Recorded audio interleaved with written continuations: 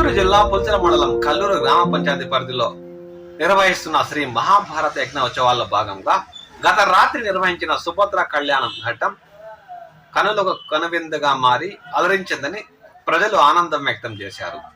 ఉదయం నిర్వహించే ద్రౌపది స్వయంవరం కళ్యాణ మహోత్సవ కార్యక్రమానికి పాతపేటకు చెందిన కడియాల సుబ్రహ్మణ్యం ఉభయదారులుగా నిర్వహించనున్నారు.